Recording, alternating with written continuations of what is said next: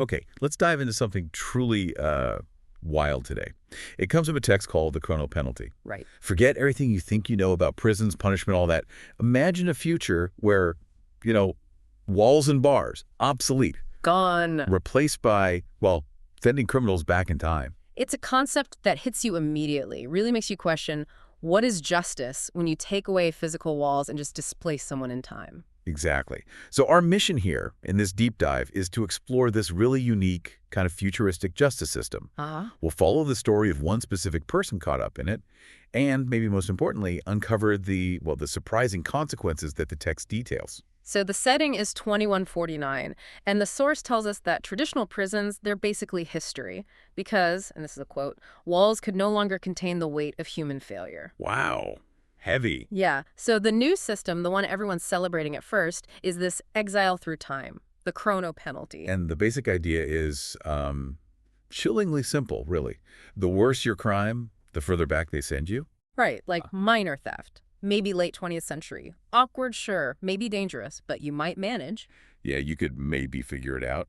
But murder. You could wake up in the Paleolithic. Good luck with that.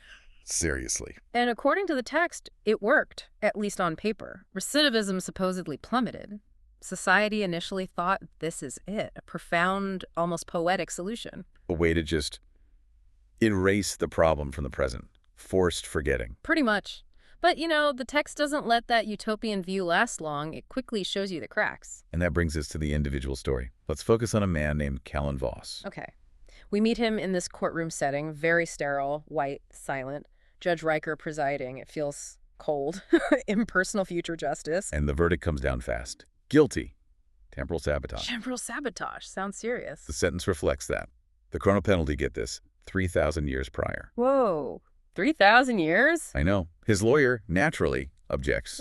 Like, strongly. 3 millennia for what sounds like data theft, it seems. Way off. Well, yeah, and that highlights how different priorities or crime weightings are in 2149. Exactly. But Judge Riker lays it out. Temporal sabotage isn't just swiping some files. Callen stole designs for prohibited chronotechnology. Ah, okay, so stuff that could actually break the timeline. Right. Risk causality breaches. Precisely. It wasn't just theft. It was, in their eyes, like cosmic vandalism, endangering the integrity of reality itself. But Callen pleads right. He says he didn't use it, never activated the device he stole the plans for. He does. Which raises that whole question, is the potential for harm punished as badly as the act itself in this future? Seems like it. Because the judge's response is just absolute, final, possession. Knowing about it, that was enough. The law is clear. Then guards grab him. The judge's last words, "So cold, may you find your redemption in the past." Oh! Yeah.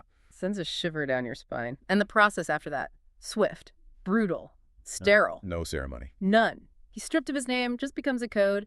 Temporal subject 442 theta. No family, no goodbyes, no appeals. The source even notes, dryly, no higher court beyond time.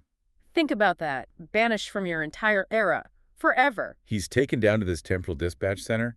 It's described as a sterile maze under the city. Yeah. He ends up on this glass platform, humming coils all around. Yeah, sounds terrifying. A tech comes, attaches a neural band, probably to sedate him, keep him compliant.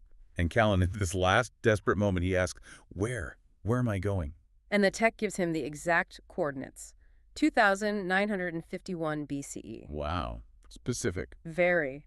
The Fertile Crescent near the Tigris River. Early agrarian period. They're not just yeeting him into the past randomly. It's calculated. And you just feel Callen's panic explode off the page. He's like, there's nothing there. No cities, no medicine. No one speaks my language. Everything that makes him capable of survival in his time is useless. Gone. And the text reply. Oh. Man, it's maybe the most chilling line. Survivors adapt or they don't. Oof. That's cold. Yeah. Pure Darwinian punishment. That jest. White light. Silence. He wakes up just sprawled on cracked earth. Air smells like mud, old plants. There's a slow brown river. And he's got nothing. Naked, except for some rough hemp tunic they gave him. Dizzy, panicking. Yeah. Completely alone. His only connection back, his only piece of future tech is this small silver implant on his wrist, blinking faintly. The temporal marker. Right. The text says it has basic survival info, minimal historical context, nothing more. So it's basically a tracker that might offer a tiny hint if you're incredibly lucky and resourceful, bare minimum. For that initial struggle, It's brutal, just like you'd expect. Yeah. Harsh world, scarce food, predators lurking, local tribes. Understandably suspicious. Yeah, he has to survive by scavenging, watching, mimicking, trying desperately to pick up some kind of proto-language. His 22nd century hands get calloused, his body hardens, pure necessity. But the source really hammers home that the physical part, as bad as it is, isn't the worst part. It's the isolation, isn't it? Totally. Deep, profound isolation. Nobody knows him. Nobody can even conceive of the future he was ripped out of. He's described as a temporal fracture, like a glitch in time. Just imagine that level of loneliness, cut off from everything you've ever known. But this is where things start to get interesting, where the system's neat little plan starts to unravel a bit. Callen meets someone, Iris. Right. Iris, she's an outcast from a local tribe, communicates with like sharp sounds, gestures. It's slow going, but they manage to build a basic language between them. And Iris reveals something huge, something maybe the state back in 2149 didn't count on, or maybe they just didn't care. What is it? She's seen others like him, before him, other time exiles. No way. Really? So he wasn't the first one sent there? Apparently not. They even had a name for themselves, the Displaced. The Displaced, huh? Eris actually shows Callen proof. Yeah. Crude marks on cave walls, symbols, warnings, kind of like primitive maps left by people who came before. Wow, so it's not just erasure, it's creating this hidden, scattered population across history. Exactly. And the evidence suggests their fates varied wildly. Some survives, built tiny hidden communities. Some, incredibly, might have subtly altered history with their future knowledge. But many just vanish. Many vanished, and there's a really chilling reason for that. Oh. Most of them were hunted. Hunted. By who? The locals? No, by the Wardens. Wardens, who are they? This is the twist. The Wardens are agents from Callen's time, 2149. They're enforcers. Their job, make sure exiles like Callen don't mess up the timeline too much. Right, wait. So the state sends people back as punishment, but then sends other agents back to monitor and potentially eliminate the first group. You got it. And here's the real kicker, the hypocrisy the source points out. The Wardens aren't bound by the Chrono-Penalty rules. Exiles get banished. Wardens can travel back with weapons and lethal force. They can just kill the displaced. That seems counterintuitive. Why hunt them? They're already punished, neutralized thousands of years in the past. What threat are they? Iris gives him the answer, taps his wrist, points to that blinking temporal marker. The tracker. Yeah. Even marooned in 3000 BCE, there's still a risk. Maybe risk to the timeline, or maybe just a risk to the state's neat story of perfect control. An inconvenient truth they need to erase. So finding Iris opens up this whole hidden world for Callen. Through her, he finds others, an actual network of survivors. Yeah, the displaced, scattered, hiding, but connected, exiles from different centuries, all thrown into this ancient world. And we learn about a couple of them, right? There's Ferris. Ferris, yeah, exiled from the 2080s. His crime, political dissent, just disagreeing with the state gets you sent back millennia. Ouch. And Leah. Lara, she's fascinating. An elite scientist from after Callen's time, 2150, exiled for researching forbidden chrono theory. Things the state didn't want known. So you've got this mix of skills and knowledge from different future points, all stuck in the past. How do they even survive together? By pooling that knowledge, the source mentions crude water systems, better shelters, tools made using bits of know-how, basic metallurgy from one era, farming tricks from another, simple engineering. It's kind of amazing, their resilience. Incredible ingenuity born of desperation. Totally. But underlying all of it, this constant gnawing fear. The Wardens. Always the Wardens. Ferris, the political guy, he warns Callen specifically, don't build anything big, nothing significant, nothing that leaves a trace that could last centuries. Because that would shift the timeline too much. Attract the Wardens. Exactly. Their survival depended on being invisible, living in this perpetual limbo, erased from history. But Callen, he's different. He's the one who understood the tech. He's not content with just surviving in limbo. Right. He starts thinking bitter, not about escape, that seems impossible, but about changing the system itself, the one that dumped them there. How? From 3000 BCE. He argues maybe around a hidden fire with the others. Look, they sent us back to erase us, fine. But the Chrono-Penalty itself is the real problem. It fractures history far worse than our crimes ever could. That's a powerful point. The cure is worse than the disease. He thinks, what if they could use that fracture? Use the system's instability against itself. Send a message forward. Lara, the scientist, she's skeptical. How? What could that even change? Their ancient history by 2149. Done. Finished. But Callen reveals his idea. The one only he could have, given his background. He knows their tech, he knows how it works, and crucially, he knows where they store their chrono beacons, the network's navigation points. Okay. And he touches that blinking temporal marker on his wrist. Wait, is he suggesting? Ferris gets it. Yeah. The realization hits him. You want to hack the timeline from the inside. Oh. And the text says Callen smiles. Like a real, genuine smile for the first time in years. Exactly. That is audacious. Hacking the future from the deep past. Okay, let's unpack how incredibly bold this plan is, that temporal marker. It's not just a GPS tracker. Callen realized it has faint traces of dormant code hidden inside. Like administrative backdoors, stuff the state put there for maintenance or control. Exactly. A forgotten vulnerability in their own system. So the plan is to use that. How? They're in 2951 BCE. The plan is nuts, but brilliant.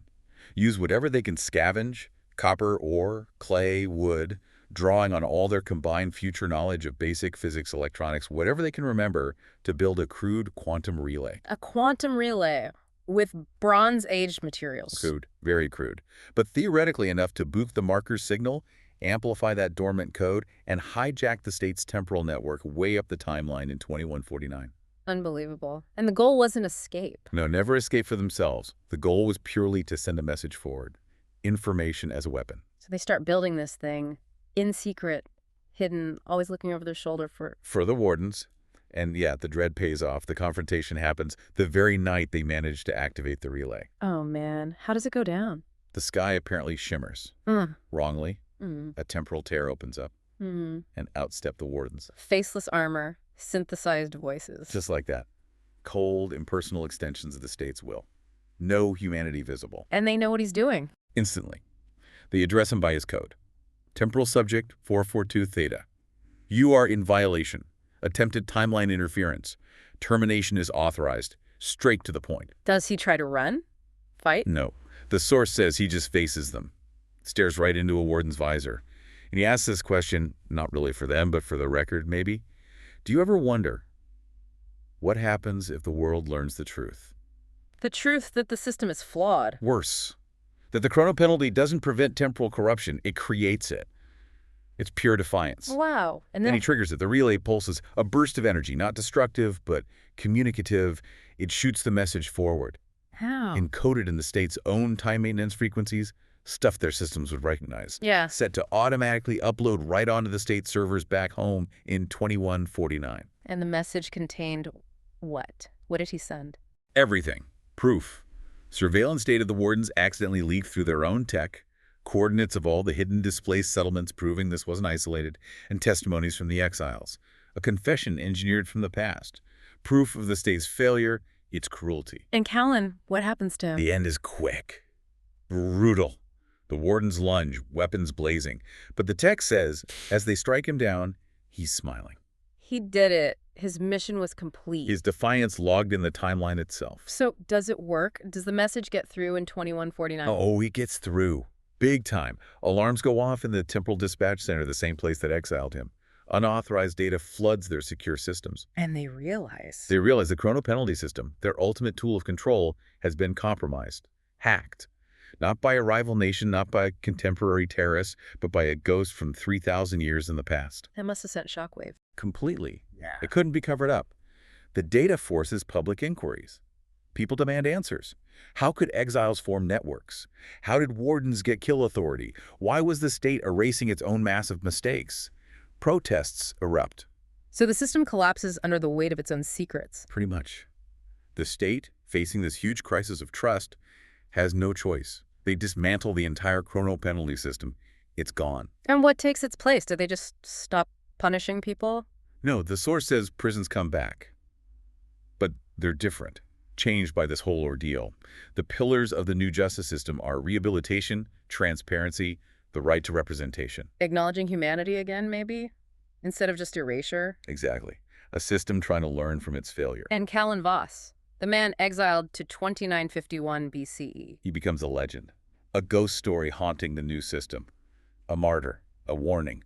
They call him the man who hacked time. Wow. What an ending for him. But the story goes back, doesn't it, to the past? It does. The very end brings us back to Iris, standing by that same river where Callen first appeared in her time. What's she? She traces a symbol in the dirt. A circle, 3 lines, but crossed out. You assume it's the Warden symbol. Nullified. Powerless now. Because they don't come anymore. The implication is, yes, the Wardens stopped hunting in the past. The timeline, maybe fractured by the penalty itself, has started to settle without that constant, violent interference from the future. And the other displaced, the ones Callen worked with. They live on. The text says they're quietly shaping the ancient world in small, invisible ways. Their knowledge, their survival, continuing to ripple out subtly. Still there, still adapting. And Iris looks down at the temporal marker Callen left behind.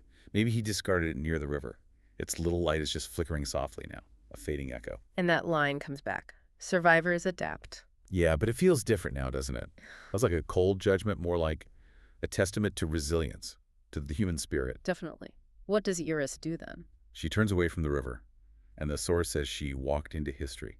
Her own path now, finally free from the shadow of the future. A quiet, powerful ending. It really is a complete journey from this, techno-utopian idea of justice. Right. Clean and simple. To the brutal reality of exile, the sheer loneliness, them finding community against all odds, and finally, this unbelievable act of defiance changing the future from millennia away. Yeah, the big takeaway for me is how these systems built for absolute control, for erasing messy human problems. Yeah. They often backfire. They create the very conditions for their own downfall. Like the Chrono-Penalty tried to delete failures, but instead created this hidden network with the perfect motive and, crucially, the specific knowledge needed to break the system, using its own tools against it. Really makes you think, doesn't it, about unintended consequences in our world, about how information, even if you try to bury it, can persist and have power. Yeah, what does this story suggest about the systems we live under now? Structures meant for order or security, do they sometimes create their own hidden vulnerabilities, their own forms of resistance? So maybe here's the final thought to leave you with, drawing from the Chrono-Penalties world. If a tiny piece of tech, a forgotten bit of code in a temporal marker, could bridge thousands of years to fundamentally change the future, what forgotten knowledge, what overlooked people, what seemingly erased histories or ignored details in our own time, our own past, might still hold the power to reshape the timeline we're currently on. What echoes are out there just waiting for someone to figure out how to amplify them?